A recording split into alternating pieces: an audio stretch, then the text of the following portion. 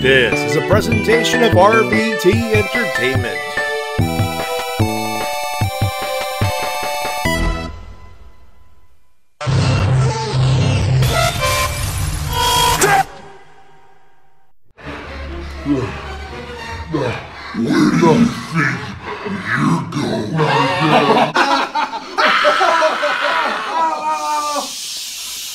Quiet on the set, please! Silence! Silence!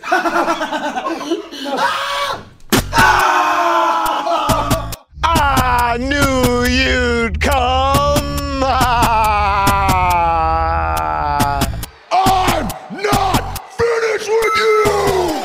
I am the cream, the cream of the crop. Ladies and gentlemen, this is your main event of the evening.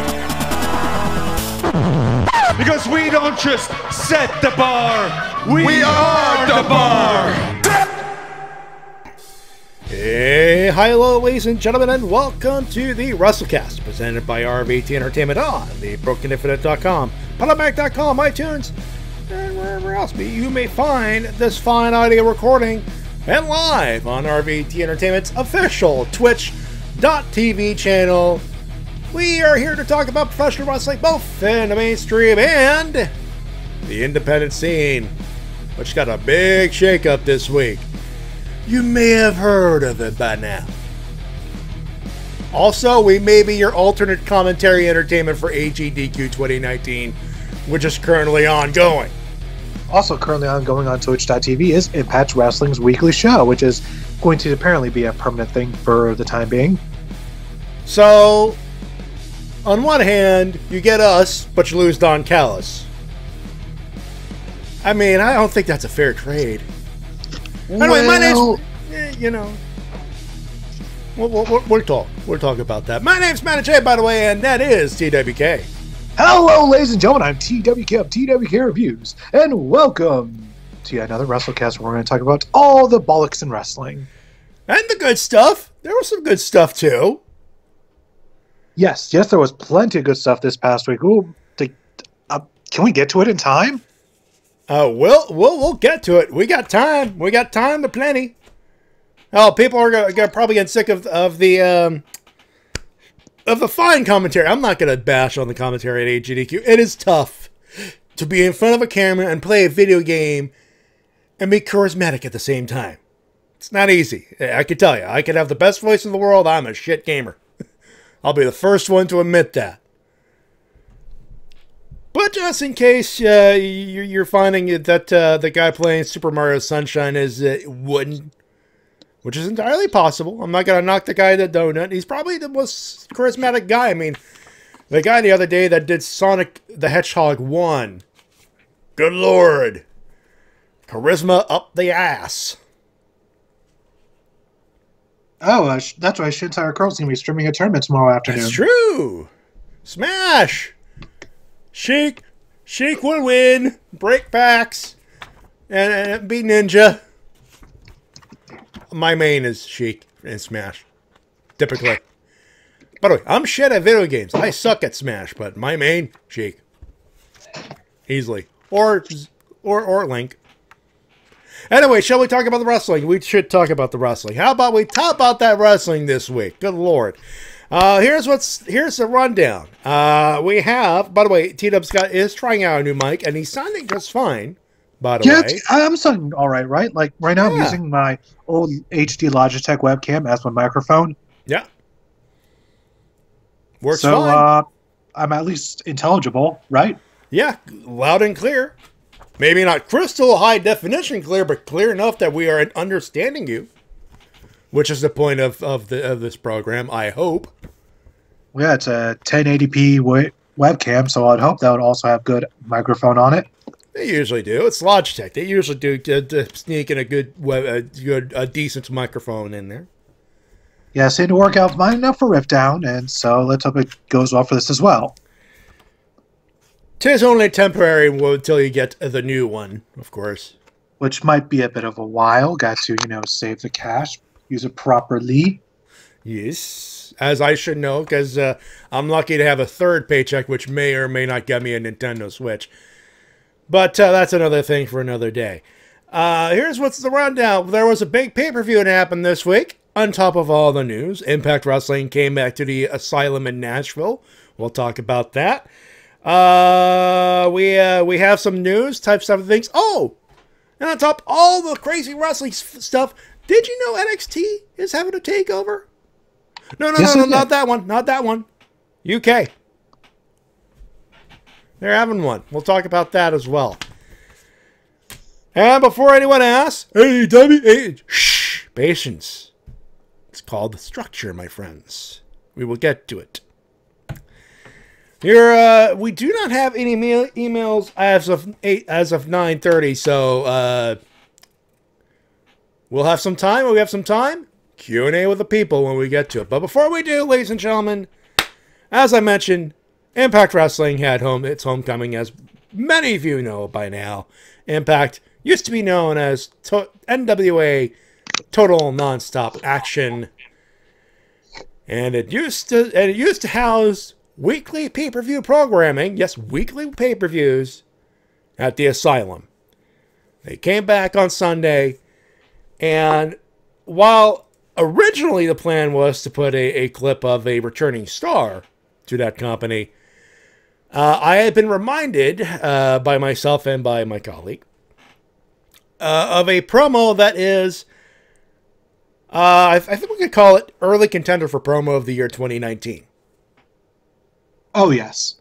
Early contender easily. It is early. It's only been a weekend, if one full week and a half in the actual year. So, fair being fair here. But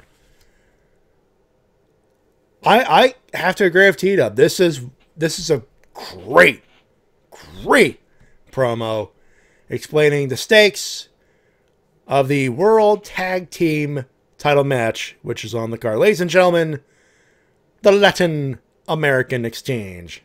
Take a listen. All we ever wanted to be was to be a pro wrestler. Growing up, kids around us, they wanted to be a baller, they wanted to be a rapper, or they wanted to be a hustler on that street corner. Not us. Our drug of choice was pro wrestling.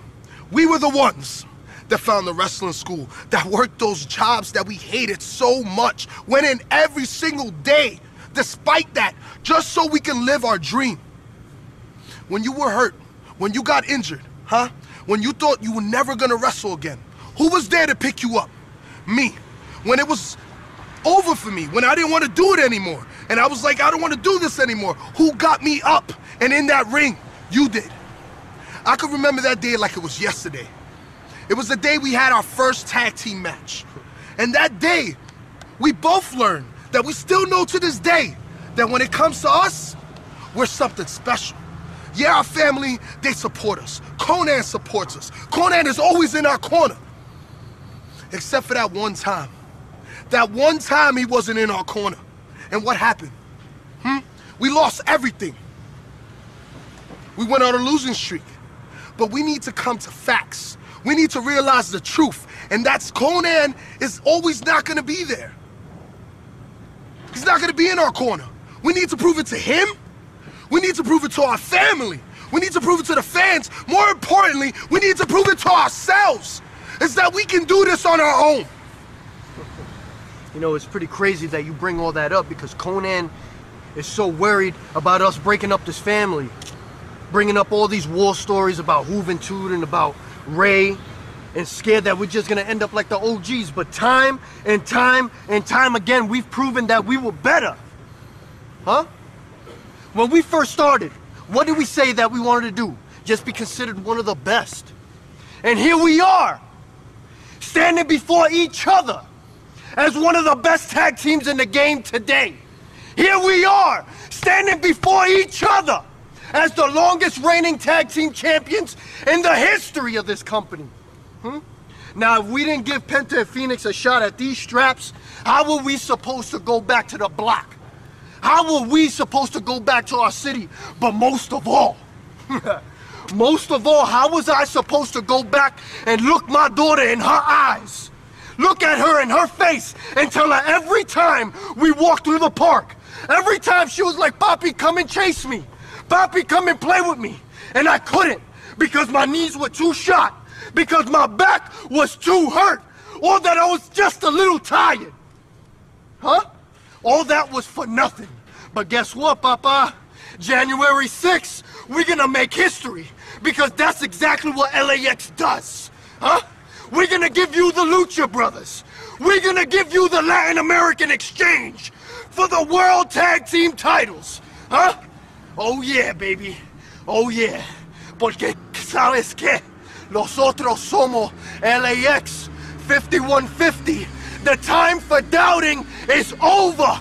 Hasta la muerte y después.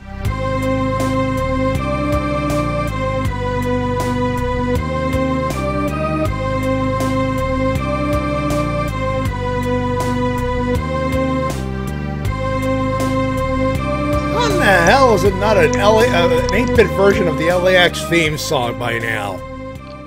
Well, at least you got some 8-bit Weird Al. Or Coolio. Both work in this case. Gangster's Paradise. It's literally the one song I could think of the context of the promo or the characters here, but I couldn't do it. I could try to do it justice. That was one hell of a promo. Agreed. That was absolutely fantastic. You know, we tried to get it. We tried to get it on the show. T-Dub could not get it in time. This is the so we did a little bit of backtracking to find that, and we found it, and we played it for you because if you hadn't watched Impact, you missed it. Yeah, that 100% put me in LAX's corner during their title match. And, I think it did for most of the crowd as well. Speaking of which, Impact Wrestling Homecoming from the Asylum in Nashville, Tennessee. No purported attendance figures here, so we just have the thing here. And is anyone else surprisingly tired from as hell from this week? You know, crazy enough there, Reverend, I wasn't as tired. I was more tired last week than this week, believe it or not. I was tired when I initially got home, but after Matty, pumped me up with all this talk of all that's happening in wrestling this week, I'm kind of hyper now. Yeah. A little bit. Yeah. Just a tad. I'm just looking forward. This is a good week. Just in general in WWE. Or just in general in wrestling, excuse me. So yeah, Impact Wrestling Homecoming, we begin with the X Division Championship. It's in Ultimate X. Rich Swann, he went over. He defeated All Ego, Ethan Page, with that third eye if he is. Sorry, bud. Jake Crist and Tony Miguel. Trey Miguel. I need to get my eyes fixed. Trey Miguel. So yeah, throughout this entire match, Ethan Page was essentially the powerhouse who kept on throwing everybody around and trying to get his way up the cables. Mm-hmm. He was pretty much playing spoiler for most of the match, and then right at the end, it was like it was going to be a battle between Trey Miguel and Rich Swann, but then Rich Swann just got the ball just a little bit faster. Yeah, it's a little bit faster. I get the feeling this was the intended ending, but not the intended finish. Like the intended winner, but a little bit too early. A little too early, or the belt dropped, and Rich went, well, fuck it, I got it. They rang the bell. Well, it's kind of been the history of Ultimate X, is that kind of happens. Unfortunately. I mean, they zip-tied a thing, and it broke. This is why you always use a hook. That's the risk. That's why you always use a hook. Yep. Nevertheless, it was still a match full of fun high spots, including, at one point, a moonsault off of one of the scaffoldings to the outside by Trey Miguel. Yep. God damn, I hate that. It scares the shit out of me, those things, but god damn, that was good. At least these things seem to be a bit more stably structured than they used to be. That is very true. Technology, ladies and gentlemen, it improves things. Next up, Allie and Su Yung, they took on and defeated Jordan Grace and Kiera Hogan by a technical submission. It was ruled technical submission. One note before we get to the thing of the meat of the match. There's a picture posted by Jordan Grace with Scott Steiner with one word on it. Dad? Yeah, she is thick mama pump. I was about to think, thank you. I was like, I don't know what it was like, little mama pump, lady mama pump. I was trying to, big lady pump. I was trying to figure thick mama pump. That works. Yeah, the only one missing was Petey, so that we can have all three generations of pump in one picture. Little Petey pump, big papa pump, thick mama pump. Whole pump family. Yes. So yeah, throughout this match, Jordan Grace once again was another person who was playing powerhouse and just essentially manhandling Allie and Su Yung up until at one point Su Yung misted Jordan Grace in the eyes to finally get her out of the match, and then Allie and Su Yung just destroyed Kiera Hogan, and then Su Yung gave Allie the glove, and then mandible clawed her essentially to death. Pretty much. But the story of the match was after the match, believe it or not. Su Yung and Allie, they're celebrating. And out comes a coffin with the undead bridesmaids carrying it. And they open it up. And Hivelings, she has returned. Or they have returned. Rosemary's back. And she's pissed. Yeah, Rosemary's back and she's livid. Tried to pet the demon bunny. And the demon bunny went, no! So more story coming out of that, but Rosemary's back. T-Dub and I are happy in a happy place. And she has a bit of a new look as well. She does. She actually does. Looks good. Looks good on her. And the crowd, of course, was happy as hell to see her. Yes. And it'll be interesting to see where the story goes from here, because as you can tell by how we're describing it, it is far, far, far from over. Mm-hmm. Next up, I don't know, Eddie Edwards. He took on Moose in a Falls Count Anywhere match, 13-20. That one, Eddie Edwards wins. Yeah, lots of your usual hardcore spots. And at the end, Eddie was about to cane Moose to death with a Singapore cane, but then his wife came out and said, nope, don't do it. And then she took the cane, and then she started whacking Moose with it. Love. Yeah. and then of course Eddie eventually got it back, and then he started murdering Moose with it, and then just basically poor Moose. Yeah, the last minute of the match was just him getting murdered by Eddie Edwards. Yeah. Until he eventually won, which was just, it really was like catharsis for Eddie Edwards. By the way, unrelated, next week, or I believe it's a Super Fight, Tommy Dreamer takes on Brian Pimblett Jr. in the Singapore Cane match. Oh, nice. Just throwing it out there. I wonder if Sandman's son is wrestling. Probably not, because we would have heard about it by now, I think. Yeah, we would have heard of something about it, and we would have been both excited and sat in our head places at the same time. That is, unless he's wrestling under a mask and not telling anyone. Mm-hmm. That's what I'm going to say there. Next up, it was a nice feel-good ending to this feud, which has been going on since, like, the summer. Yeah. So that's a nice long build for you. There you go. Next up, Sam Callahan with Dave Chris taking on Return of the Mac.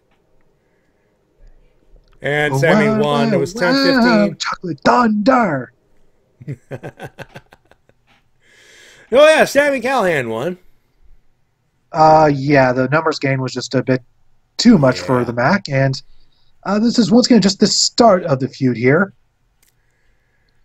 Because, Willie Mack started getting involved with Sam Callahan's business just a few weeks ago on Impact, and Rich Swann's like, nah, you don't want none of that, man. That Callahan's crazy. And Willie Mack's like, I got this, and it turns out he apparently did not have this. He could not handle this. He did not have it. He could not handle this. Nope. All night long.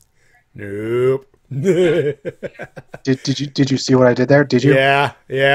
I'm very combination clever. Rich Swann and the All Night Long match from Lucha Underground. I got it.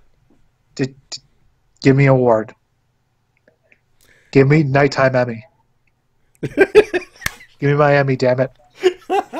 What do we get for online streaming as far as awards? Streamies? Yeah, give me my streamy. Yeah, someone give T-Dub a streamy for that joke. People got. I'm sure others have gotten one for less. Oh, God. And yet, Logan Paul, all he's got to do is one tweet. He gets $2 million. Here we are, doing nothing, just throwing gold at you, and you give us scraps. Not you folks listening, just the powers that be, obviously. Yeah, you folks in the chat listen to us right now, you go. To the powers that be, we are much better representatives of our respective platforms than Mr. Logan Paul could ever be, because we are not assholes, or at least not to that level. Okay, so we say the C word every once in a while, but we're using it in the OSW context here. That, and we're not disrespectful to dead bodies. Usually. Well, you know, when you're playing a TRPG, I guess. Yeah. I mean, does Mike Show count? Because from what you describe it, he's basically dead weight to you guys. Well, no. He's coming in the clutch every once in a while when he played, but well, that's good to hear. He's improving. Well, no, he's not playing now anymore. He's been replaced by a hybrid because work and stuff. But when he was playing, he did have his clutch moments. So I'm not, he just rolled more ones than he rolled 20s. Let's put it that way. Damn you, RNG! Anyway, back on the pay-per-view. Next up. Oh, he's playing. Oh, Garrett Crystal. I'm playing Tales of Vesperia Definitive Collection Edition right now. Nice.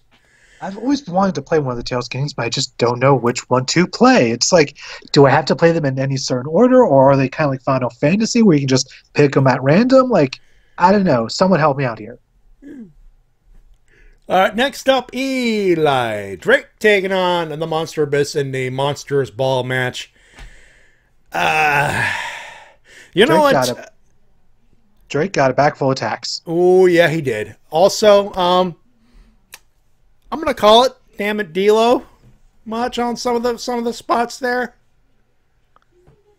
Oh, yeah, I believe there was a table bump in the Edwards Moose match. The one table spot that people are probably talking about when it comes to the show is the one in this match where, okay, Abyss is halfway through the ropes, kind of like his back is like over the middle rope, but under the top rope. Yeah. Eli Drake is running towards him, and then Abyss just throws him over the top through tables on the outside. But then Abyss falls backwards and almost hits his head on the back of one of the tables. Ugh. Hope you're okay, buddy. Overall, it was a well-executed spot. Just a few inches away from bad. Oh, these close, folks. Thankfully, everything went according to plan. Yes. However, I think Eli's going to be the one in most pain because, like I said, he got chokeslammed into thumbtacks. Never fun. 69 tacks, Ambrose! Though I'm pretty sure it was more. Close, loose count, he got more tacks. Why isn't Eli Drake more over? He is over. He's sort of just in the mid card right now, working his way back up to the main event scene. Yeah. Don't worry, he'll be back there soon enough. He'll be back soon enough. That's not soon enough. We know it's not soon enough. Chill. All right. Shitar Crow answered my question in the chat when it comes to Tales games. He says, they're like Final Fantasy. Just pick one. Okay, then. I will. Yeah. So Eli Drake did pick up the victory in the end, though, which was all good stuff. After he took his oar and just broke it over Abyss's head. That's a thing that happened, folks. Another thing that happened, I don't know. Did we call this match of the night? Next one? LAX, they defeated the Lucha Bros, Phoenix and Pentagon Jr. for the Impact World titles. Oh, yeah, this was a fantastic match. Just absolutely insane. Just back and forth and back and forth. Momentum going back and forth. Oh my God, all the double team moves, all of them. Yeah. All the flippy spots. All the intensity. All the emotion. And in this match, I think LAX proved that they are the aces of Impact. Yeah. Because they are the longest running World Tag Team Champions. Like, that wasn't just something they said in a promo. They really are. And currently, let me just go see if I can find the links of their current reign. The statisticals there. As of the time of this recording, they have been holding the belts for 257 days. Beneath them, the second longest reigning tag team champions is Beer Money's 2011 reign, which lasted 212 days. Ah. And before that, Decay with 197. And then before that, the Wolves with 186. All right. The semi-main, Taya Valkyrie finally defeated Tessa Blanchard for the Knockouts Championship. Gail Kim, it wasn't clean. Gail Kim had a defeat on Tessa Blanchard because Tessa Blanchard was, well, being Tessa. Yeah, so throughout the entire match, Tessa was antagonizing Gail Kim over and over and over again, and eventually reached a boiling point where after Tessa got physical with Gail Kim, she had enough, hit Eat Defeat. Taya hit Road to Valhalla, 1, 2, 3. Good match, though. Yeah, it was a really good match, and that story they told isn't just Tessa versus Gail Kim. It's Tessa constantly not listening to authority figures. She's constantly just butting heads with every authority figure she came across on Impact, and this time it bit her in the ass and cost her belt. Had she just not had had she not even factored Gail Kim into the match, just tried wrestling Taya, she could have won, but instead she focused on Gail Kim so much that it cost her. Pretty much. And in the main event, Johnny Morrison Mundo Impact took on the Machine Brian Cage in Cage's Option C World Title match for the World Championship. Great match, I thought. It was a really good match. Some great athletic moves from both men. The only problem I have is the finish is kind of suspect. Yeah. I think what they were trying to do is go for a roll-up where Johnny Impact barely gets the win. Yeah. But there's big confusion between the referee and the timekeeper. Just a tad. However, that was all made up for when they pulled in NXT.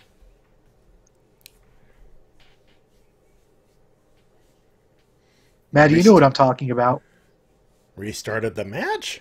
No. Giant Mundo was celebrating on the stage. They showed the logo. Yeah. Josh Matthews was like, "Thank you for joining us for another exciting week of Impact." And then, right as soon as they're about to fade to black, boom! There's Killer Cross. Killer Cross. Killer Cream.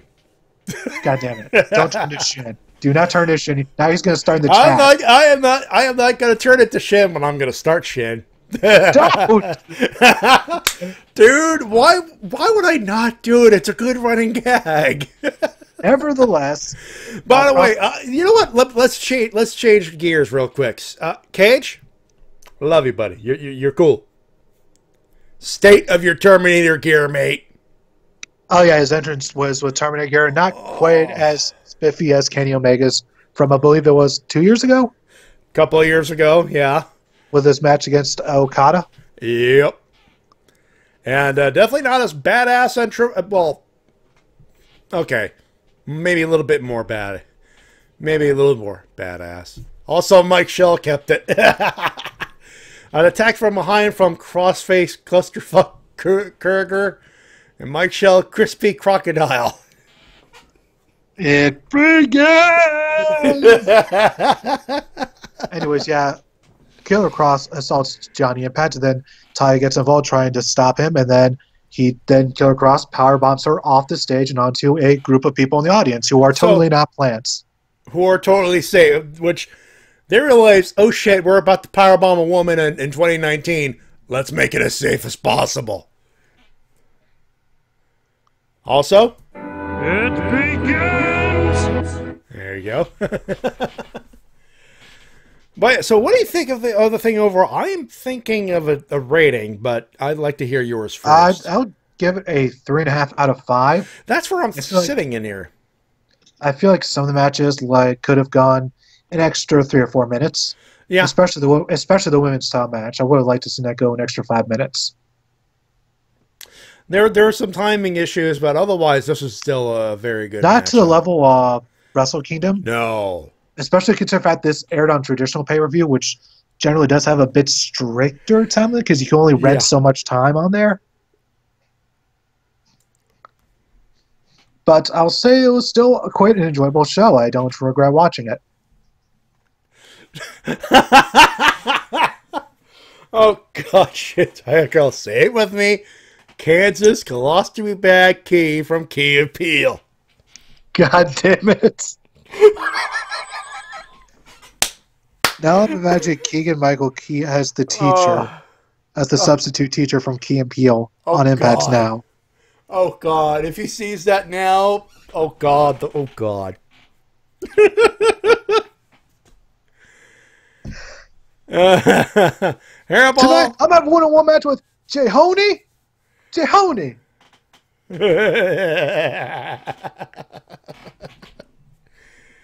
Anyway, we don't have any emails, but it's time for emails and comments of the week. You can send them at the Wrestle-Cast at gmail.com usually. However, no one sent us emails this week. Aw. That's okay, because it helps us with a little bit of Q&A. We have just a little bit of time. So, people in the chat, we'll wait for some chat lag. Give us some cues. Please keep in mind, AEW, our opinions will be coming later. Trust us on that. But everything else is open. What do you folks want to ask us? You got about a few minutes to kill here. But, while we're waiting for the lag, after the show, go to AGDQ. That's all I'm going to say there. Awesome games done quick. They're benefiting the Prevent Cancer Foundation. I donated my $10 and the Twitch Prime subscription. Reverend, I just learned that I have the week off, so I should be able to comment next week. Hey, awesome! Yay! Awesome, just in time for the Rumble too. Well, what you missed is an attack from King Crow Krispy Kreme Donuts. Oh shit, never change. That'd be a shame. That would be a shame if it changed. Stay you. Yes. No matter what, no matter how much Matty antagonizes you, don't believe him. I actually don't believe T-Dub. No, you should totally believe me. I'm nicer to you than Matty is. Matty hates you. Really? You're going to throw that card around, dude? I love Shin Tiger Curl. You want to throw him off. Friends can fuck! Stopped him right in his tracks. Shin Tiger Curl asks for a question. Thoughts on the belt I made for the tourney? I have not seen the belt yet. Please link in the chat to the script to a picture of let's show it to the crowd, obviously. Frozo don't know or Joyce joining us now. Shin Tiger Curl is hosting a Smash Brothers tournament tomorrow. An all CPU tournament. Me and Maddie made our picks. I chose an Inkling. Maddie, you chose Sheik, right? Yep. And yeah, for those who don't know, Inkling has kind of been my main since Smash Ultimate came out. Mainly I should mention, we didn't get a chance to mention it last week. We should have. And yes, we do have a takeover tomorrow. We are going to talk about that, by the way. The Buffalo Brothers. Some of you may have heard of a bunch of independent wrestlers getting in a car crash. I'm trying to get the link here, but 4 of them were injured. No one died, thankfully, but now there's the link. We have been provided with. We have provided with link, and I'll prepare the thing and. That is okay. Yeah, we are showing this to the crowd. Oh, that is awesome. Smash Bro Annihilation Champion. Sponsored by that Quill. Kilo. Oh, ladies and gentlemen, for those watching the YouTube thing, you are about to be well pleased with this. And yes, Hairball, I was Dave this year just for you. Yep, he was indeed. Let's there it is right here for the benefit of those watching the YouTube video and the live feed. A Super Smash Bros. Annihilation Championship as sponsored by Naquil. And Shinsuke Book New World. You should buy it. And Shintai Curl has said those slots are still open, by the way.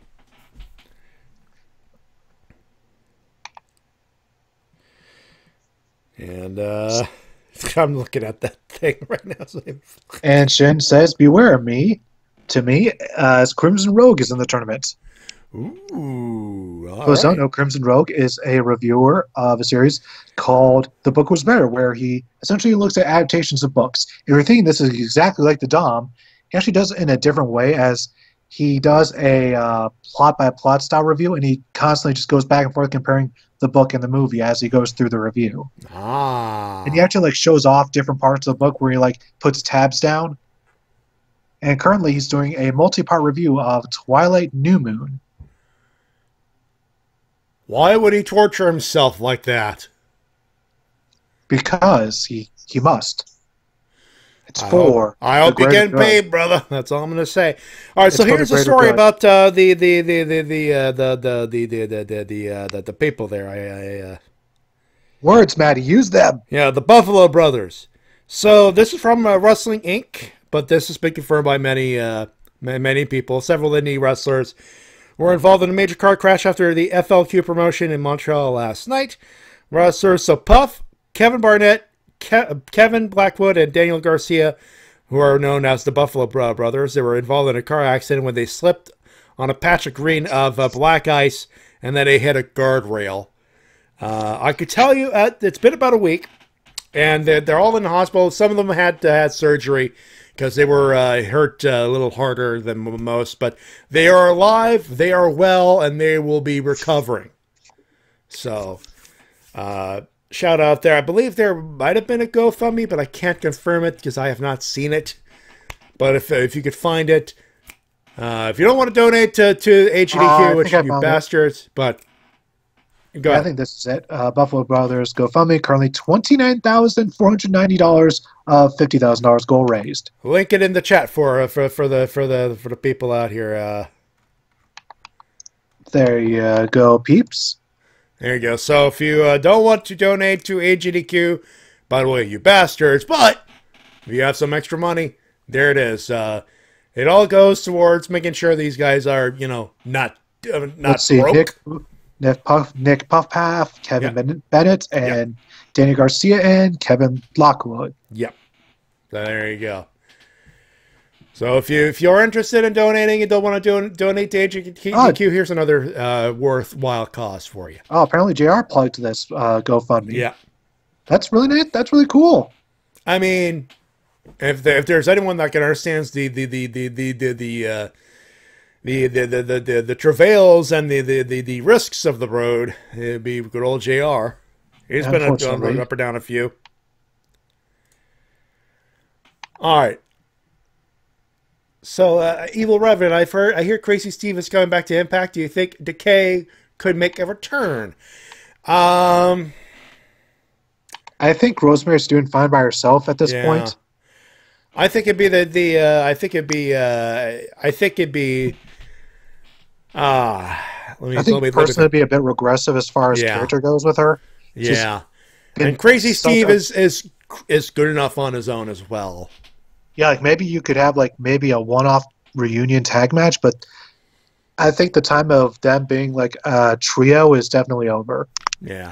Rosemary's you would need Abyss to regress to his Decay Abyss character. I don't think that's... Again, it'd be regressive. Abyss, at this point, is more of a producer than a wrestler. He just makes sporadic appearances. Sporadic appearances and thumbtack bumps when necessary. So for the time being, if they were to bring back Crazy Steve, I think he could be fine in the X division. Yeah, that's a good spot for him. For now. All right. Unless we have any other questions, I think we'll move along for now. That being said, this was your segment. Oh, an evil Reverend. Yes, but I always assume companies keep thinking about jumping back into those things. Paranoia, you see. Thoughts on Jason Jordan article Shin shared. Yeah, we could actually move into that real quick. So for those wondering, Jason Jordan and Tino Sabatelli have been on the injured reserve list, both with big question marks on if they will be back. From what I've read, Tino might be going into a commentary role. It's an idea. And for Jason Jordan, there is progress, but not enough to say that he will be. None have been cleared yet. It's funny you bring that up, Jason Jordan, because I was just thinking about this earlier this week about the fact that Jason Jordan did not wrestle at all in 2018. Not once, yeah. And that's when it kind of started scaring me, like, oh fuck, that's usually not a good sign. Yeah, and not in the Zack Ryder way. Like, I think at the beginning it was in the Zack Ryder way, like they were building up a character and then the neck happened. This is the best way I could describe it. You know, but I hope if he doesn't make it back to the ring, I hope that he can find some role in the company. I know that they've been, from what I've read, they've been trying to transition him into a producer role while he recovers. Which I think is good because they could use somebody young in a producer role. Yeah. Somebody who's been both in the ring, knows what they're doing out there, and is relatively young, so they know what the current type of wrestling is. They know, especially when transitioning from NXT to the main roster, which is a harrowing journey in its own right. Yeah, and all things considered, he did not do a bad job of that. No, not at all. Like, you could say whatever you want about the booking of him, but him as a performer, when going from NXT to main roster, I think he did exceptionally well. Yeah, I mean, especially in the first few months with American Alpha, that was a relatively decent transition. They broke him up, bad idea, but still. I miss that team so much. I know, right there in the feels. All right, let's try that again. And yes, you did hear Judas in the background. Why did I say when I played that? Because honestly, I had two good ideas. I'd have to flip a coin on the next clip. You will understand. Obviously, you get where we're going at. We're talking about AEW. Oh, so many things to talk about. When we come back, do not go far.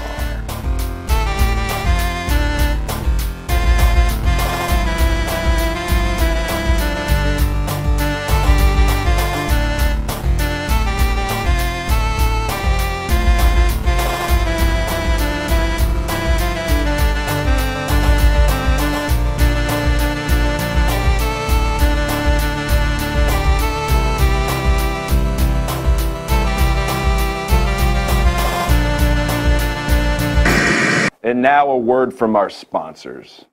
Let's go racing! It's Super Mario Kart Funny Car Madness! Only on Super NES! Turn the track into a giant mud pit! Or burn rubber on ice, wood, or asphalt! Mix it up for the big boys! See Bowser in his Bigfoot dropping truck! See Yoshi's go-kart really go! Mushrooms, banana peels, turtle shells! Dynamite! Check your rear view and make him eat dust! Or go into battle mode and ruin his day! 2 speeds! Fast and way too fast! It's 2-player fun on the split screen! Only for the Super Nintendo Entertainment System! Now you're playing with power, superpower! This is WMOB Mobile, 12 on your channel dial and 12 in the TV ratings. I'm Chris Jericho, and I am all in with All Elite Wrestling! Surprise!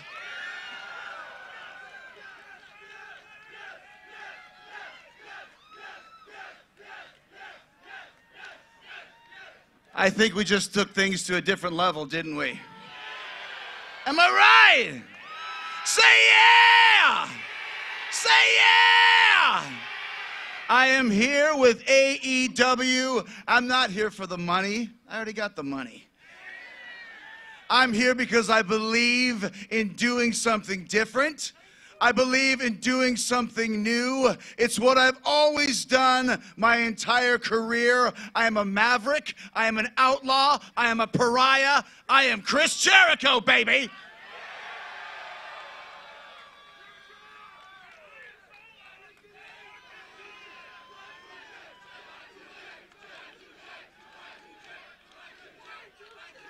And it all starts today.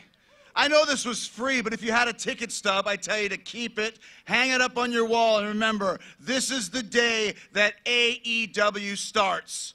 Right here, right now, in Jacksonville. And May 25th in Las Vegas at the MGM Grand, Double or Nothing. I'm going to be there. Are you going to be there? How about all you people watching in TV land? You going to be there, baby? The point is this, it starts now and it starts forever. This is the real deal, folks. Let me tell you one other thing. I'm not here to just change the world. AEW is not here to change the world.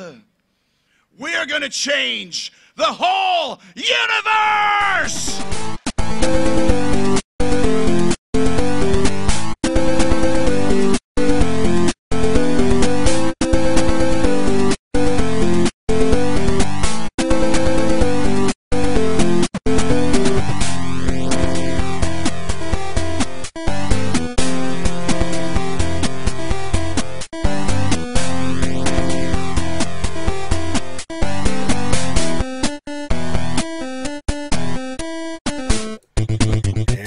Back here on the Wrestle-Cast, presented by RVT Entertainment on the BrokenInfinite.com, Podomatic.com, podcasting places, and Twitch.tv/RVT Entertainment. Matty Jay and TWK here with you, as per usual. And for those wondering, Michael Jackson? No, believe it or not, Alien Ant Farm. The tempo's a little quicker in Alien Ant Farm for some reason. But yeah, it's because, you know, it's a sort of a pop punk new metal cover, so they have to sort of speed it up a little bit.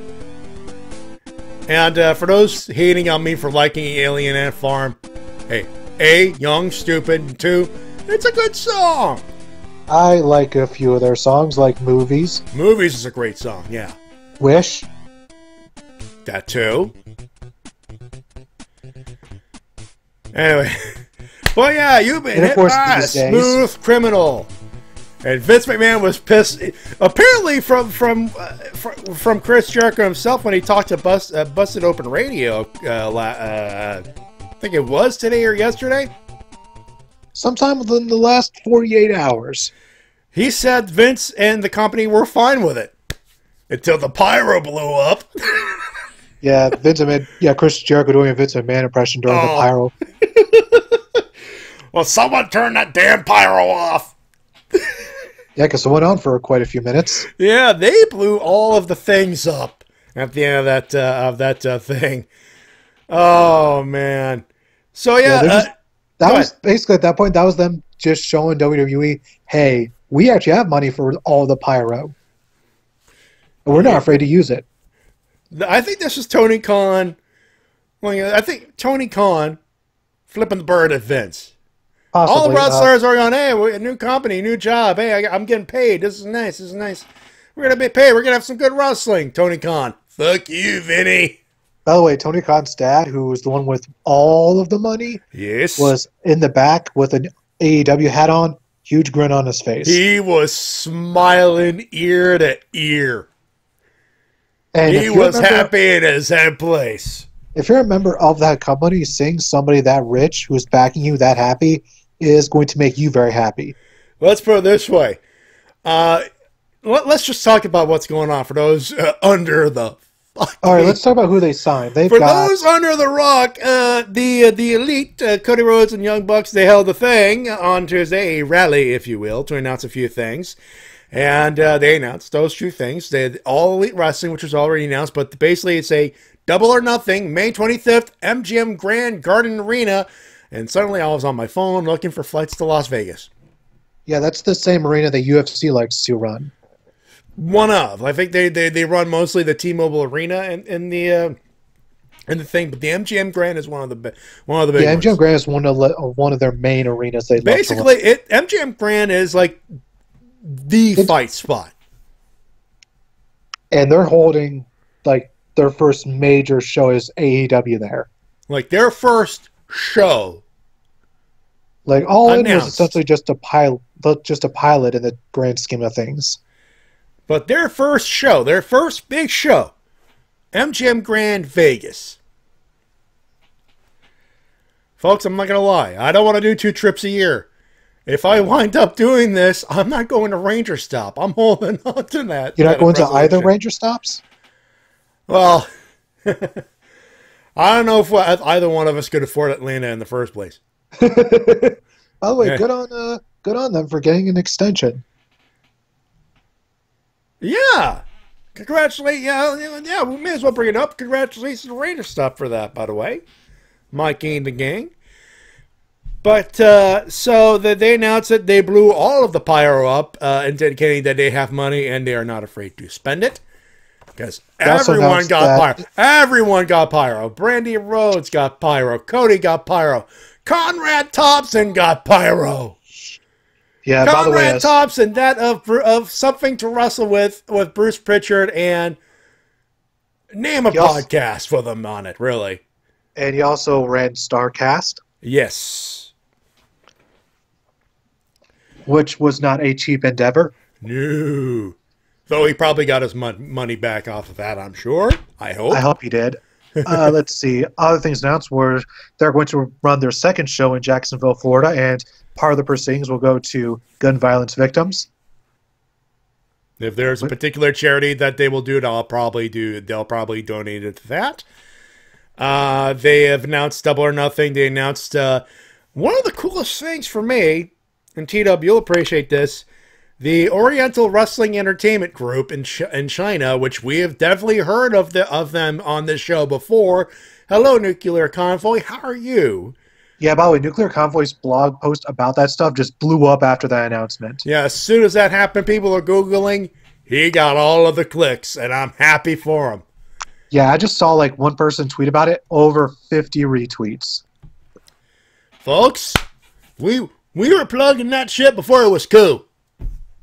Does that mean we're OWE hipsters? You know what? In that case, fuck it. I'll be a hipster. I'll fucking be a hipster. We were there on the ground goddamn floor on that one. Just don't tell Mildra. He might hurt. He'll hate us. He'll hate me for it, but you know what? It's the truth. A bit, yeah, a bit. It's the fucking truth. Because here's the thing: one of the shows I watch when I mention of the diet of regular thoughts, not every week, obviously, because it's not available every week for obvious reasons. But OWE, they do like a YouTube show every once in a while, and they post stuff up there, or someone's posts stuff out there, and I would watch it. So when Nick Jackson, or was it Matt Jackson? Which one was it? Honestly, there's been so much stuff that happened this week. One of the Young Bucks were talking about Cirque du Soleil and Mortal Kombat and martial arts and Kung Fu all in one shot. He mentioned OWE, and I'm like, he described it perfectly. Yeah, it's essentially what it is. I've only seen a handful of their stuff when they partner with other American promotions, but that is very adept description, because what they do is before every match they have like a showcase of athleticism from the performers. Mm-hmm. And it's like this cool dancing stuff. And it's really different, but at the same time, it's really fucking cool. And for those, the way he describes it describes what WMAC Masters would do at the beginning of their shows. Kind of like that, but live in front of a crowd and not pre-taped, or not as pre-taped. You know. And it's every show, by the way. Every show they do that. So I am super excited for their partnership. I'm happy. This is, I was talking to my colleague, and I'll get to him in a few minutes. But I said, the hype is real. When I tell people, it's like, what's this Chinese Federation? Guys, the hype is real. The hype is absolutely real. When the Young Bucks are putting these guys over, it's, oh, they're not that good. No. The hype's real. The hype is real. We can confirm the hype is real when it comes to OWE. But we continue. Pretty much the usual suspects have been signed. SCU, which, you know, Chris Jericho, the Bucks, Cody, Brandy, pretty much anyone that you say, Hangman Page. And then we get to the surprises. No, first, let's save the biggest surprise for last. Oh, we get to the surprises. Conrad Thompson's on the microphone talking about the stuff and things, and Maxwell Jacob Freedom shows up, calls him turkey tits. Laughing my balls off. Like, no, by the way, I was watching this live on the bus, and when he calls Conrad Thompson, I felt bad for him, but I was like, all right, get off the stage, turkey tits. I busted a gut. And of course, he did his usual rich douchebag self, and he started antagonizing the mascot. And then, crutch to the back, Penelope Ford, and the bad boy, Joey Janela. This is a great signing. Oh yeah, that guy has been making waves in the indie scene, promoting his pro shows under his name with Game Changer Wrestling. Yeah, not just because he's a wrestler. This guy's a creative mind. Now, obviously, some of the contracts, you know, Jericho will be allowed to go to New Japan and continue his cruises because he is building another cruise. And, or, you know, he's working on another cruise. And Joe Janela still has the spring break shows, but I was like, why just stop there? AEW JCW presents Joey Janela spring break. You can have Joey Janela book a show. That brings up something about the schedule that Tony Khan mentioned in an interview, that they're not going to run the wrestlers just completely tired with their schedule. They know they're human beings. So that should be a thing. So, you know, there are it's a case-by-case basis, as Cody mentioned in many press dealings and everything else. For Cody and the Bucks, they are locked in with AEW. They are executives. Guys like Joey Janela, Chris Jericho, they're allowed to go and do whatever they're doing dealings as long as when they are called to go for AEW, you come in. Same thing as, of course, Hangman Page. I was like, he doesn't have a position per se. He's just signed, and he's a talent. And I said, I want to be selfish. You know, I love being with the Bucks and everything else, but I want to be the first AEW heavyweight champion of the world. And then who would enter his challenge? Ladies and gentlemen, the Bastard's back on U.S. soil. And everyone's in nice three-piece suits, well-dressed. Pac? Nope. Full gimmick. He's in gear. Yeah. Wet hair and all. And yet, you heard me right. Neville. Pac. He back. And just as bastardly as ever. And I believe this match is official as far as at least a singles match between them for Double or Nothing, right? And from what I've seen, a lot of the images promoting said matchup is fan made, but I mean, it's been challenged and accepted, so I'm assuming it's one of the first matches for Double or Nothing. I would assume so. I just wonder if they're actually going to make this for the championship, and if they have one made yet. Again, a lot of this was a lot of day one stuff too. So I'm sure we'll get a lot more info as the weeks go on about championships, about, you know, television deals, which apparently right now.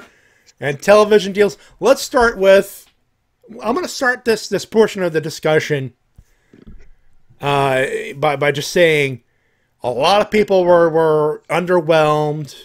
A lot of people were overhyped or underhyped. My colleague himself didn't like it because I'm like, yo, the Cody and Bucks said they're going to be there on. They're going to put themselves over. Kenny shouldn't show up. He should show up down New Japan. Should stay in New Japan. And then a thought occurred to me. Wait, they're going to put belts on them?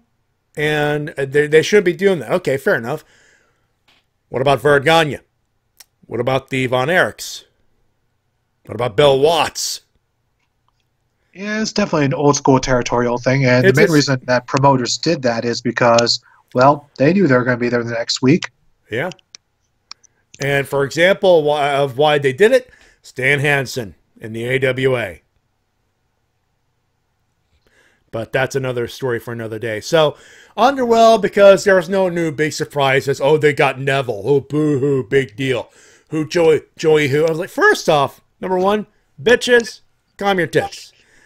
The rally was to rouse up a shitload of hype and say, we are a new wrestling company. This is literally, they're saying, we are a wrestling company. Come to our first show. We have these talents that are currently signed. First off, May 25th. We are currently January 11th. It's a long road to the end of May. Yeah, I'm sure they want to space out some of their announcements along the way. And on top of that, I think they might also save a surprise or two, at least for the show itself. I would. They still have to promote a card and promote certain matches on that card. But they're just saying, hey, we have pyro, we have wrestling, we might have healthcare, everyone's getting equally paid. Dr. Britt Baker showed up. Yeah, Britt Baker was the first female signing, which was really nice.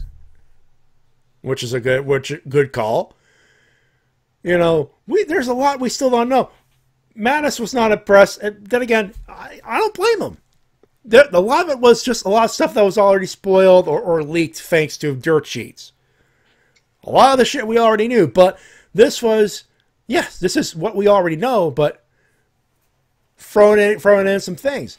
I'm excited for a Hangman Page versus Pac match. But before the rally, I was like, I didn't even know I wanted that. And this could be a really big star-making match for him. Yeah. For both, really. And I've thought for the longest time that he had star potential, and now he's actually going to be able to showcase that. And for those wondering, I hope that for those hoping it crashes and burns, or they're thinking it's, first off, folks, not everything's going to be announced. And it'll crash or burn. Kenny shouldn't have to go there. He'll be wasting his potential. To those people, I say, you know what? Kenny don't care. He'll be paid either way. He goes to the E, yeah, those dream matches are there, all these things, and in a couple months from now, he's going to be just another face in the crowd, but he'll be paid. Or Tony Khan gives him a nice paycheck, some creative freedom, only gets to work with his buddies, and actually do Being the Elite stuff at the same time. By the way, I hope that they incorporate the storytelling style of Being the Elite into the actual, shows. I mean, it'd be great to do that. That's how they built All In. So it'd be cool, like, if their weekly wrestling show, if they get one, sort of incorporates that style of, like, skits into, like, instead of just the usual just promos you see in WWE, do it, I guess, sort of Lucha Underground style, I guess you could say, as a comparison. In a comparison, I mean, it'd be great to see the Being the Elite skits, but with actual cameras instead of an iPhone, for example. Well, he's been using a camcorder for the past year or so. To be fair, he has. So it'd be nice if, like, Being the Elite, except with, like, proper television cameras. Yeah. Although that might make some of the shots they like to do tricky, because small cameras, you can do trickier things with them. I think it's a case of a little bit of both. I mean, the main television would be main television, but Being the Elite's kind of like funny skits, just road things and everything else, and the occasional story thing to attach, like a 0.5. If you guys are watching the Geo things, by the way, don't watch the 0.5s. I'm just making this an example. As an example, it's the only example I could think is a Tokusatsu example. Sorry. Here's the thing about Kenny. He should stay in New Japan because it's got to fuck New Japan over. It's got this. Kenny is making money no matter what the fuck happens, and I don't think he's in it for the money anymore. He'll be paid no matter what. He's a hot motherfucker right now. I think he still goes AEW. He's obviously not going WWE. Everyone and their mother is saying he's rejected WWE. He has soundly rejected WWE's offer.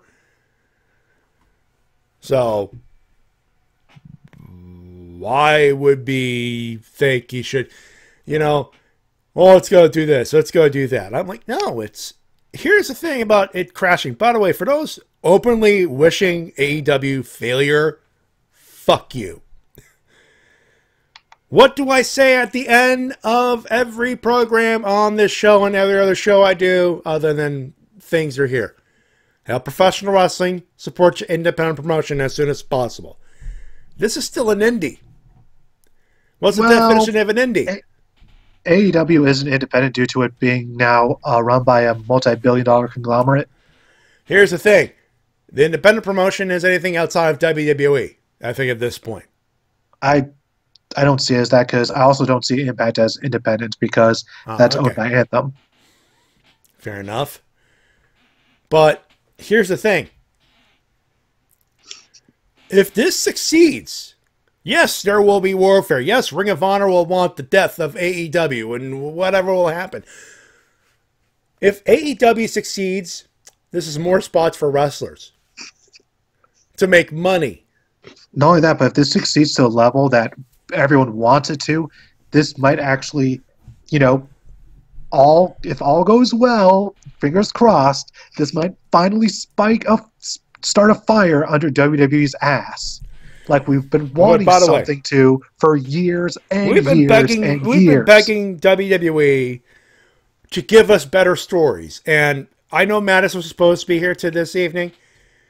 Mattis says Raw is fine. Raw storyline is fine. They need to build it. No, it ain't fine. It's still losing fucking viewers. It lost me, for God's sakes, last year. This succeeds the way we all hope it is.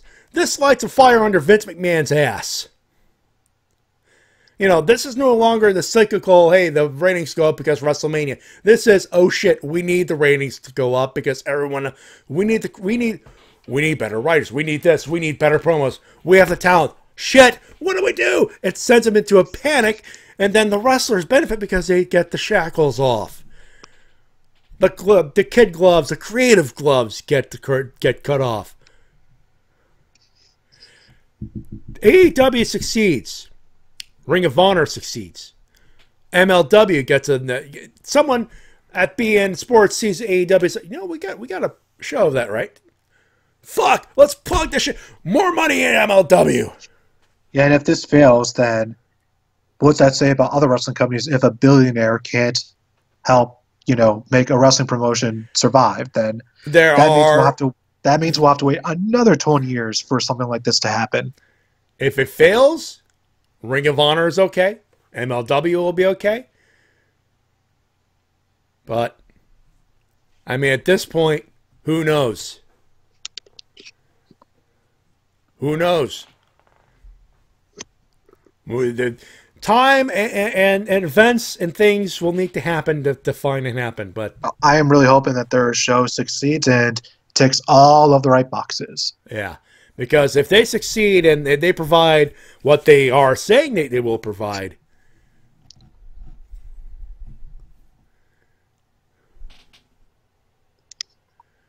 what the fuck? Shit, by the way, Matty, that's making Botchamania. Wait, what? I don't know. Today was the 111th day of January. I didn't know months had he's looking at the Wrestle-Cast date. The title of the Twitch. The Wrestle-Cast 01/111/19.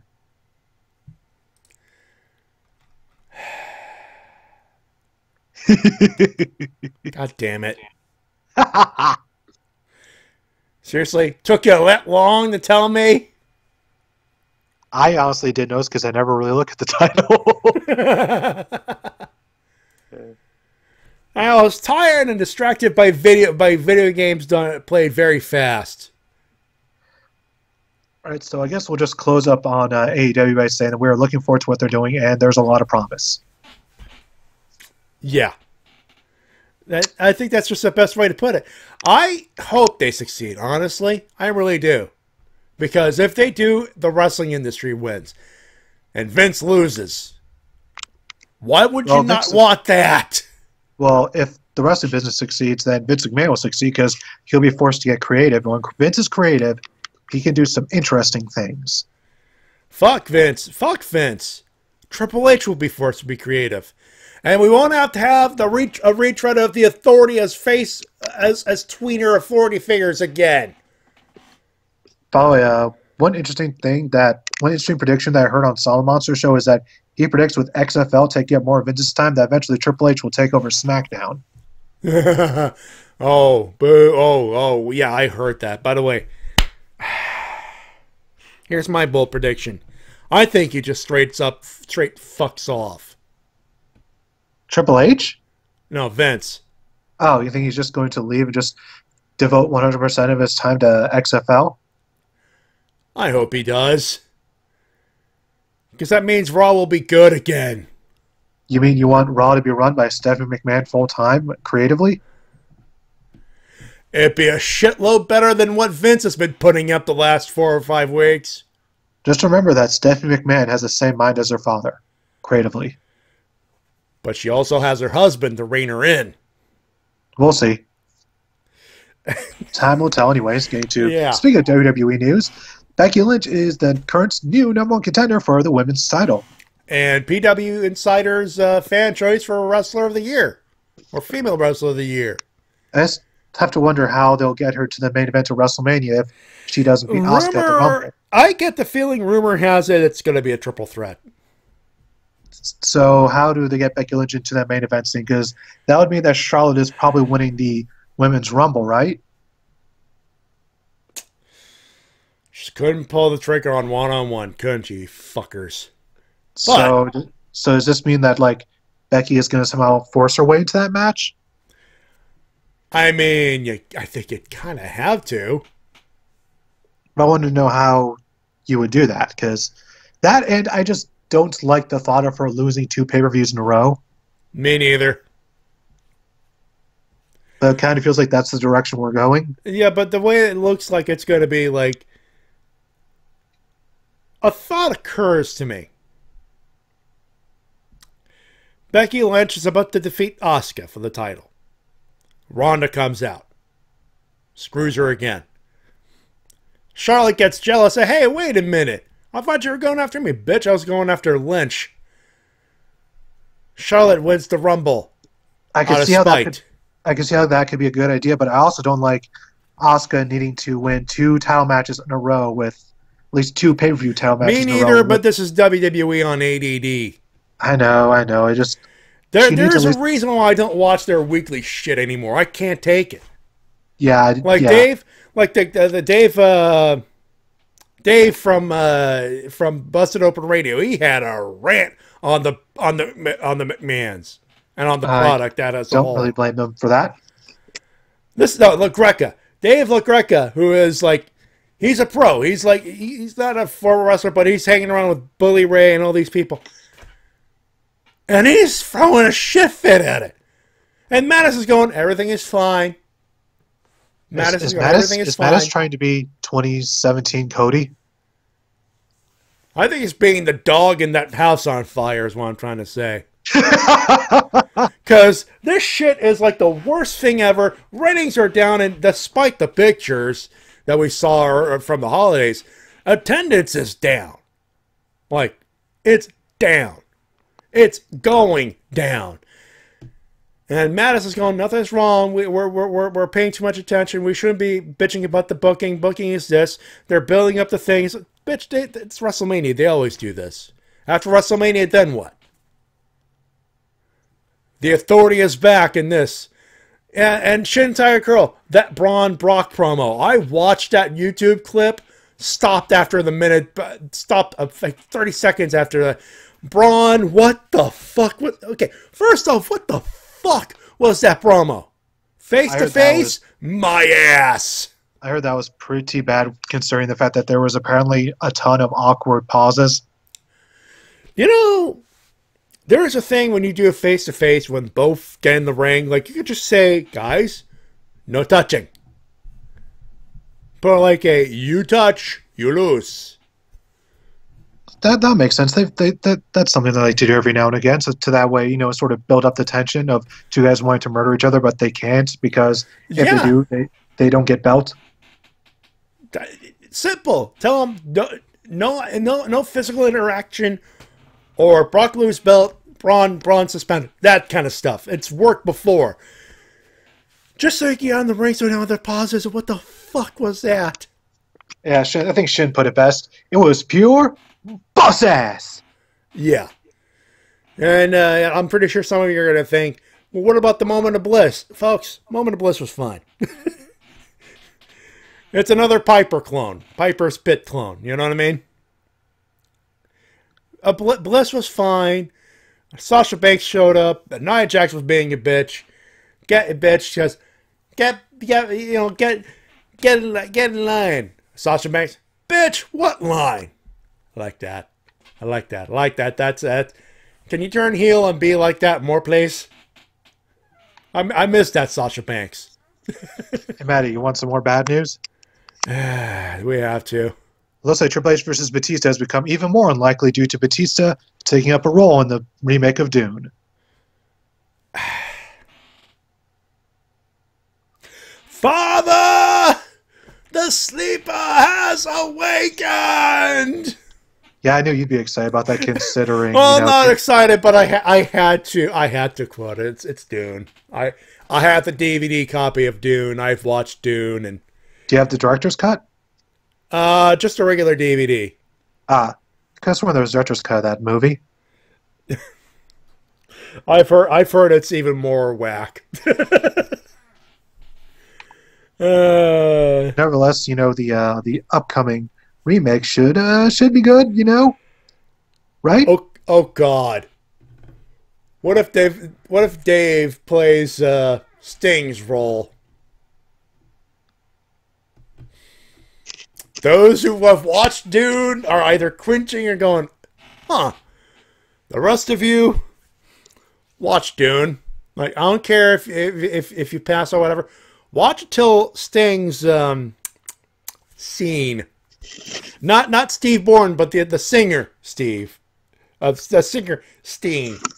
And Shin, I hate you now.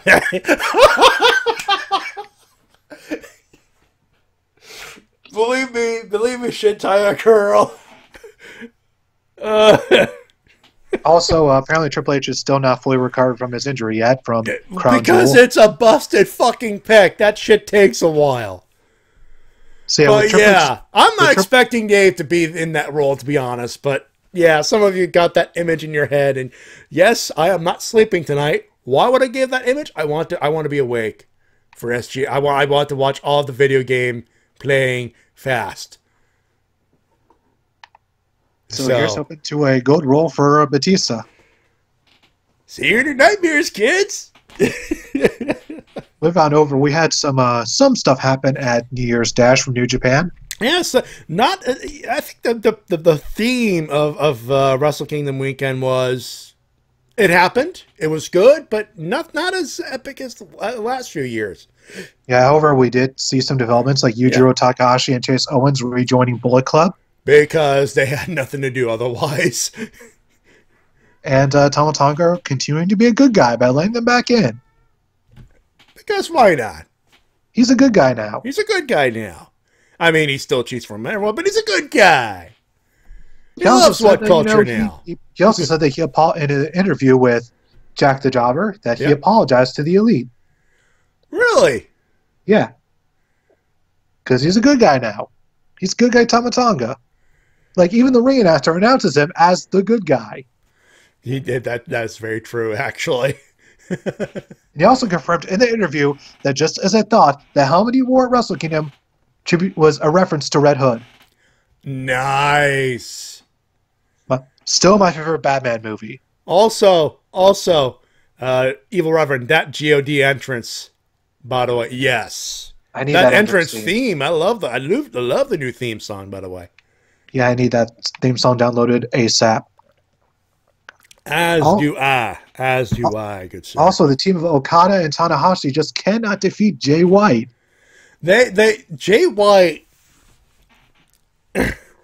Cellar Monster's calling Jay White to win the big belt by the end of the year. I don't blame him. It certainly is looking that way. Well, if they're going with the Okada trajectory, it wouldn't surprise me because he won the belt very early on in his career in New Japan, and even when he first won the belt, he was still a bit green. Yeah, Gato and the management over there are very into Jay White as one of the future big stars there. And Akira Crystal in the chat, Mask of the Phantasm is fantastic, but Red Hood, I just love it. Partially because it stars Jensen Ackles as the Red Hood. Who, for you who don't know, is one of the stars of the TV series Supernatural, which is amazing. Yeah. So go watch Supernatural, and then also watch Batman Under the Red Hood. And if you have to put that away, then watch Awesome Games Done Quick. Yeah, have I mentioned I'm plucking the shit out of this for charity? I'm loving this, man. I haven't watched YouTube all week because of that. I'm enjoying it. It's fun. On a final note for New Japan on this, they're pushing Jay White to the absolute moon. And another thing is that they re-signed Juice Robinson to 3 years to New Japan. Smart move. I would agree, because he's another person who seems to be a rising star.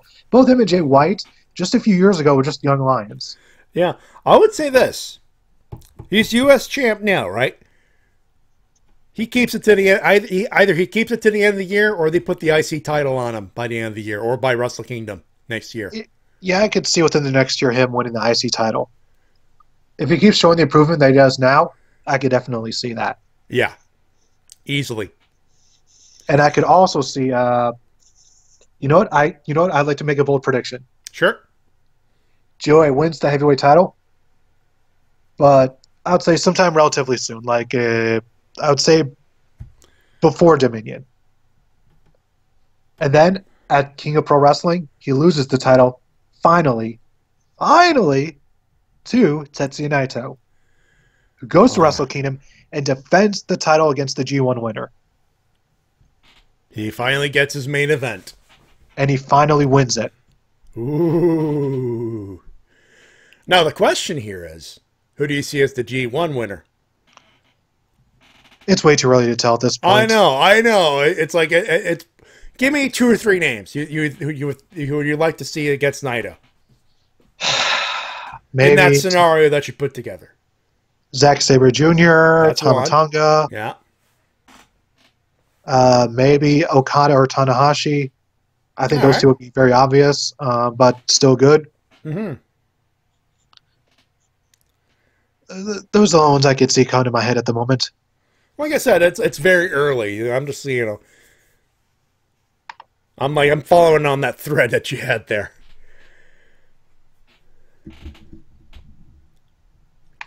Oh, good, Crystal. If I was an AEW wrestler, my entrance would be Meteor by TM Revolution, and my ring name would be Kira Nguyen.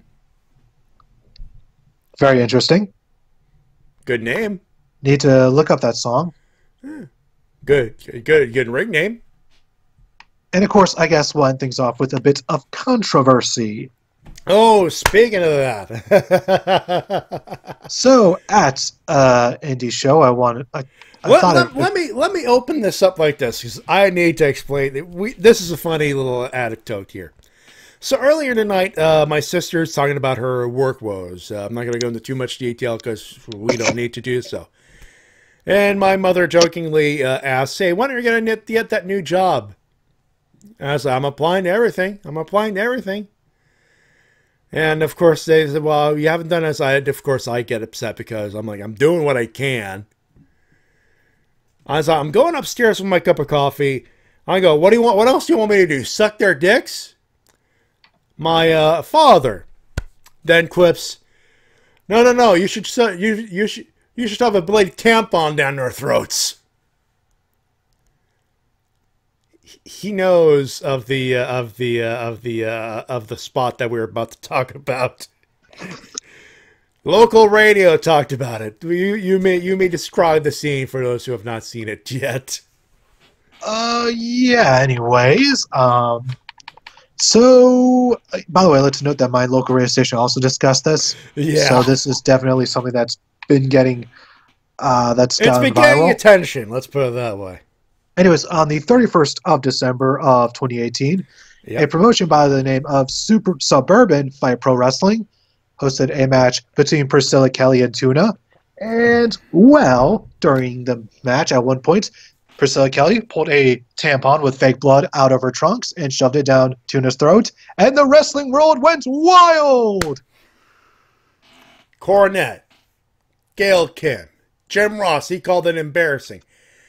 Practically anyone with sensitive sensitivities when it comes to wrestling flat out went against her. Couldn't find the word there, but she was getting crapped on for that spot. Now, I watched that match. First off, no DQ. And it was an adult only. It was a 21 and over show. So, no kids were around. No, and it was between two women who consented. If you want to go that way, calm down, you pervs. So, I'm gonna pull a Joey Ryan here. So, Dick Druid's good. Dick Plex is good. Socko good. Kiss My Ass Club good. Bloody Tampon's bad. Hypocrites. The lot of you. Hypocrites. Especially you, Jim Ross. That adds a lot of people who are, pining for the old is Attitude Era. The same people. Ooh, tampon, that's bad. No. If Mr. Socko is acceptable, then, weirdly enough, a tampon should be as well. I like to read a tweet from one of the people I follow. You may have heard of him, Renegade Cut, Leon Thomas. Yeah. He had a great tweet about this. If I may read this, Matty. You may go right ahead. Did you hear about that gross wrestling thing? What, did someone do something racist or homophobic? Heck, I thought we were past that. No. Ah, did someone get hurt? Is everyone all right? No, not that. Gross, because there was tampon with fake blood. That's it? Oh, fuck off. Yeah. And the entire intent of that was to get people talking, to get people's reactions. So, Kim, Ross, all you folks out there talking about it, say, "This is bad, this is embarrassing." Marks. The lot of you. The whole goddamn lot of you. Corner. Anyone that's talked about it. Marks. You fell for it. Hell, I fell for it. T-Dub fell for it. The thing we're talking about on our show. Marks. The lot of us. Marks. Because the idea of it was to get a reaction. And guess what? Priscilla Kelly is getting that reaction. That I don't think anyone will be forgetting her name for quite some time. Congratulations, you hypocrites. You put her over. And I guarantee you she's going to get more bookings out of this. And I guarantee you this won't be the last time we see that spot. $2 says she shows up at a Joey Janela show. Oh, I would love $2. to see that. $2 That's totally going to happen now. Joey Janela, if you're somehow listening, that idea is free. All right, shall we get to the winners and losers, I guess? Because unless you have something else to discuss. I mean, do we have anything else? I mean, obviously we would talk about Impact, but they're airing right now. No, I don't think so. Let's go winners and losers. Let's see, a loser for me this week. I'll just go to Monday Night Raw for still being producing something so bad I just didn't want to talk about it. Yes, I am talking about that Braun Strowman Brock Lesnar promo. That was bad. I have not heard anyone try to defend that. Even the biggest defenders of Raw, I have not heard try to defend that. Even when we talked about Raw and Rift Down, Matt has even called that the worst segment on Raw. Wow, Matt is calling something on Raw bad? Yeah, he couldn't even defend it. It was that bad. And yet he continues to defend the rest of it. Well, I heard that they had a really good tag match.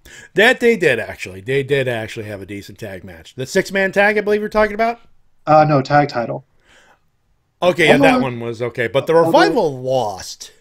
By the way, hashtag FTR on their asses. Could they just be being a bit, I guess, for lack of better terms, cheeky? I would say that they are. Oh, actually, I can't. Abyss fart noise. But no, I get the feeling that they're thinking about that jump. if you know what I mean. And I believe Well, it depends on when their contract is up and if they're still, if there's any chance they could get that big push in time. Hey, you know what? Even if they don't, all they gotta do is say, Bucks That reminds versus me, another plus for this promotion succeeding is people who are have contracts up use that as leverage. There it is. Because imagine if like that Double or Nothing show does big numbers, and all of a sudden all his talents with contracts up are like, Vince, I could stay here, or I guess I could check out what this whole AEW thing's about. I'd be like, all right, I'll stick around. You got anything for me? Because I guarantee I'll go next door. They will find something for me. And with the revival versus Bucks, anybody? All that, if they do that, we could ever see that match, that was one that has technically been built up for years. This is an old gag reborn and come to life. Kira Crystal, people are saying Ty Dillinger, Dolph Ziggler, and Zack Ryder will go to AEW. That's all rumor. That is all rumor, and it all depends on when the contracts are up. And I think that even if they are up soon, they're still going to do a whole wait and see thing with AEW. Yeah. And how successful their shows are going to be. I think Mattis, he shared something about wait and see from Cage Side Seats. By the way, same people who were telling me to shut the fuck up about the booking. Yeah, I'm still, Cage Side Seats can still suck my dick on that. But I'm with Mattis on this one. It's still a wait and see kind of situation. We don't know what's going to happen. But back to this. Dolph Ziggler is all about that what? Okay, Shin just went, oh dear God. He's typing, but anyway. Dolph Ziggler is all about that guaranteed money. He'll bump for food and he'll be happy with his paycheck. Zack Ryder will probably be the most likely because they're doing nothing with him, and the fact that Cody went, hey, just think about it. We could put you over. Well, with Ty Dillinger, I mean, what's the wild card? That and Zack Ryder is another person, just like the Young Bucks, who knows how to use social media to promote himself. There you go. Because that's how he got over in the first place, was using YouTube and Twitter. He's one of the first people to do that and do it successfully. Yeah. Oh, what? Apparently he's watching Impact. Scott Steiner getting a lap dance from Scarlett Bordeaux. Well, that'd be interesting to watch tomorrow. He's done. No. Cure, that is not getting the goggles bun. So, Matty, who are your losers for the week? WWE, and for the Brock segment, but for the way they handled the Hogan situation. Now, let me explain this. Hogan is in my winners list because his tribute, his in-ring, his tribute to Mean Gene Okerlund was tasteful, was touching, it was good. Hogan did a good here. WWE, on the other hand, went, oh yeah, okay, so Hogan on Raw. We politely cheer. We give him a polite standing ovation. Oh, so you buy all these t-shirts on WWE.com then? Yeah, before the show even started, they were plugging his merch. Too fucking soon, Vinny. Could they have not waited a week? Could they have? Yeah. Like, wait till he at least shows up to WrestleMania first, for fuck's sake. Also, and people are going, he's not gonna. Don't give me that. They're planning that shit they're planning him to host Mania, and you know it. Wait till then. I wonder how the international audience would receive Hogan. That'll be interesting. That's a question mark. That is a question mark right there. But the guy, like, if it was Hogan profiting on it, no. He would, because, believe it or not, Hogan and Mean Gene were friends in real life, even professionally and personally. Hogan, you could see the expression on Hogan's face when he talks sincerely without the Hogan voice. He's still grieving. Well, it's only been like, what, a week barely? Less than. Or more, Less than- well, above, plus, just about past a week. So WWE gets a loser for the way they handle it. Because, yes, obviously they're bringing Hogan. Yeah, okay. In fairness, yeah, Terry showed up and did a pretty decent Hulk Hogan. Yeah, Shin said it best. Hogan didn't appear on Raw. Terry Bollea showed up, and he did a very spot-on Hulk Hogan impression. But that's neither. That's the point I'm trying to say is Hogan showed up and did a good thing, and WWE were too fucking fast on the trigger. If there's money to be made, it'll be made at Mania, Vince. You fucking dolt, you tone-deaf asshole. I think tone deaf is definitely the most proper word to ever describe Vince McMahon. Yeah, especially nowadays. Considering everything that's happened within the last 365 days. And the fact that him showing up will bump the ratings, yeah, it got a minor bump, not a 6-point what bump. Seriously, Anyway, Vince. it's time to cheer things up with winners. Actually, I got one more loser. And actually, it will transition to a winner because it's a funny story, actually. So here I am, in bed, doing some channel surfing and watching awesome games done quick. There's your another plug here. And my phone rings. And it's 11:30, so my phone rings. I'm like, what the fuck? Probably another drunkard. I hang up, whatever. Phone rings again. Okay, what the fuck? Hello? Hi, Skip Dishes? Oh, I'm sorry, wrong number. Okay, thank you. He hangs up. 5 minutes later. Ding, ding. I hang up again. Ding, ding. Hello? Hi, this insert name redacted for Skip the Dishes. I'm sorry, you got the wrong number. Are you sure this is number? No. I didn't order anything. You got the wrong number. Okay. 5 minutes later. Got a text. Skip? Oh, I'm sorry, you got the wrong number. Call. I answer thusly. Alright, whoever the fuck this is, I didn't order Skip the Dishes. It's fucking midnight, and the next call, I'm calling Skip the Dishes. I did not order anything. Good night. Fuck you. Hang up. Thank you, bye. Shin's book, that is. Thank you, D-Dub. And they never called again. So Skip the Dishes. Check your shit, assholes. I've been telling you. Wrong fuck. And who orders Skip the Dishes food at fucking midnight? Tabernacle. Thank you. Who orders Skip the Dishes? Who orders food at... Okay, I answer my own question. Midnight, 4:20, if you know what I mean. And for those wondering what Skip the Dishes is, it's goddamn like... it, Shin.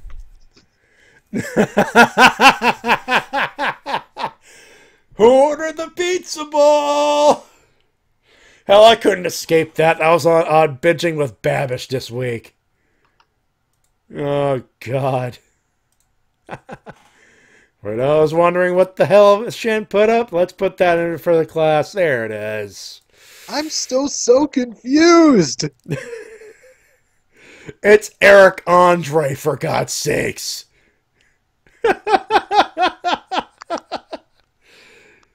It's Eric Andre doing an Eric Andre thing. There it is. I'm scared. It's Eric Andre. There's nothing to be scared about, and you know it.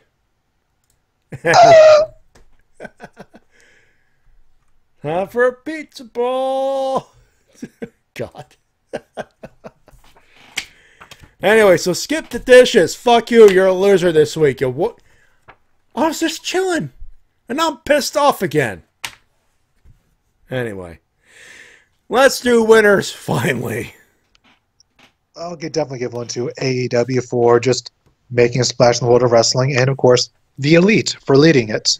Yes. And I'll also give one to Impact Wrestling for, once again, producing another very solid pay-per-view. Hey, solid. A solid 3 hours of entertainment. Nothing wrong with that. Obviously, I have Homecoming. I have Hulk Hogan for that very taste. Actually, Terry Bollea, who happens to be Hulk Hogan, for that tasteful tribute to Mean Gene Okerlund, and WWE for that beautiful package as well. That beautiful package. Some of Mean Gene's greatest hits, in some of the best and worst ways. But oh god, ladies and gentlemen, as you know, the Ultimate Warrior. Fuck it. That made it in. Rosemary for the return, obviously. Becky Lynch, who roast, ladies and gentlemen, the roast of the week. Charlotte posts a picture of her, obviously photoshopped with like a shelves of NXT belts, of championship belts, in her daddy's picture. She's tweeting about silver spoons. Becky Lynch posts a picture of someone in a very similar dress as Charlotte, but with a very different face, and goes, "Oh my god, even the queen, even she's resorted to stealing pictures." Yeah, I think it was actually a picture of Britney Spears. Yeah. To try to get her over.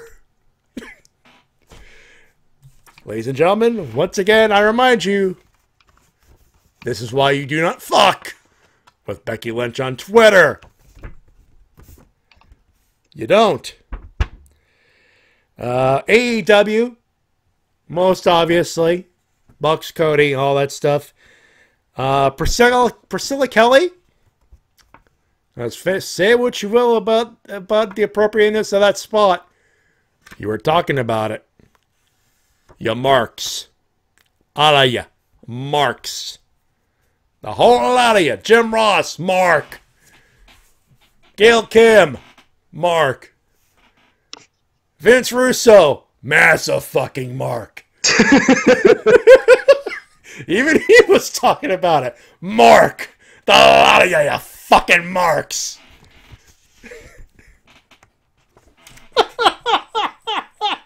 Is that the show, Mr. J? And one more for Awesome Games Done Quick. They've been doing, they're up to one, I believe, let me double check real quick, because they were at 1.1 and change in the million department. 1.1 million, to be specific. Right now they're sitting at 1.1, actually no, they're at 179,000 and change. 1,179,000.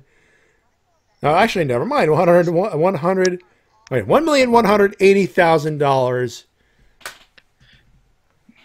Millions of dollars is what I'm trying to say. It's all. It's so. I will hit the raid button in a few minutes. I hope it is. It will work. But I encourage you to go watch Games Done Quick. They speedrun games. Earlier today, they were doing a TaskBot. Was the and the thing is still playing. Oh, I missed Super Mario Sunshine. Damn it! Oh, Final Fantasy IX though. I'll take that. I will take that. I missed Super Mario Sunshine. Damn it! It'll be posted up on YouTube within the next few days. It will, and I will watch the shit out of it. Final Fantasy IX is one of my favorite RPGs, by the way, so I'll definitely watch that once it's on YouTube. I do not regret watching Super Mario RPG the whole run, though. That was fun.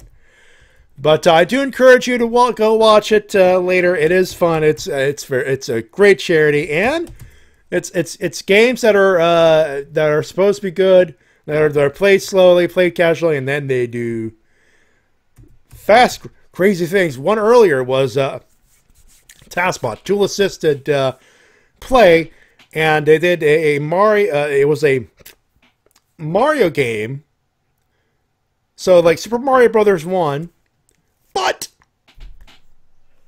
with portal physics, as in the thing has a portal gun, you shoot portals, and you think with portals. It was as crazy as you think it was. And Evil Reverend, Lynch versus Wendy. It must happen one day. One day. Hopefully WrestleMania week. That would be amazing if that were to happen. Actually, it has to happen. Did they ever do Kaizo Mario World? Actually, during Summer Games Done, I believe either Summer Games Done Quick or the GDQX, TaskBot did a couple of the Kaizo games. My God, crazy! You should watch it. I'm going to say it that way. That being said, T-Dub, I know, are you working on a new? You're working on a new video. I am working on a new video. It's going to be different from anything I've done before. But until then, I do have a Let's Play of Life is Strange at the moment. And it's good. You should watch it. Thank you. I think it's going rather decently. And hopefully I can hook up this webcam mic to my PS4 to improve the audio quality. That would be, yeah, that would work. Although that means I'll probably have to wear it around my neck like a lavalier mic. Ew. Let's see if I can do that right now. Oh, hey, can I clip this to my shirt? Hey, there we go. How do I sound? A little closer to the mic, I think, but I guess it's one of those you get like an extension cord or like a cable extension or something. No, I don't need cable extension because I just need just to be able to fit this comfortably while I speak. You can make it work. I mean, right now, obviously, this is still it's a work in progress, but everything I do is a work in progress. Everything. That's very true. That is very true. Everything. Everything. Anyway, if you folks are interested, you can hit exclamation point schedule for all the things that we do and all that good stuff. If you're on YouTube, hit like, subscribe, and all that stuff. To hit that bell so you can find out what the fuck we're doing. Of course, we'll put that stuff up there as well. Join me on Toku Riffs Live Sunday, 7 p.m. Eastern, for all your Toku nuts out there. And I'm probably going to do a stream on Monday. I wanted to do a stream last week, but I was just, not in the mood because bad day at work, and, game's done quick. haven't mentioned game's done quick, by the way. I don't think I have. Anyway, that is the show with it, ladies and gentlemen. Thank you very much for tuning in. We very much appreciate your listening to us and watching us and all that stuff. Until then, on behalf of my good buddy TWK. Until next time, this is TWK. TWK Reviews, telling you to work your gimmick. My name is Matty Jay. Reminding you all professional wrestling support independent promotion as soon as possible. You have a good one. You have a safe one. Enjoy your weekend. And if you're in the northern part of the continent or just in the winter land, especially in Ottawa, it's cold outside. Stay warm. Stay safe. Have a good one. Have a safe one. We'll talk to you next week. Have a good one. Bye, everybody. Bye.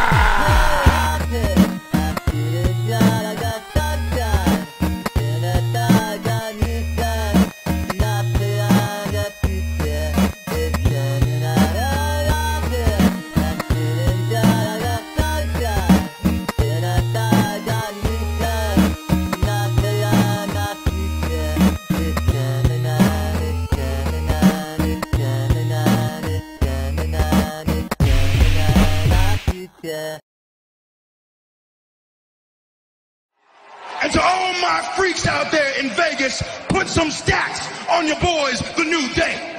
Because if you take our 33 and a third % chance of winning, and our opponents and their 3 and 33% chance of winning, you subtract that. Why are you doing Steiner math?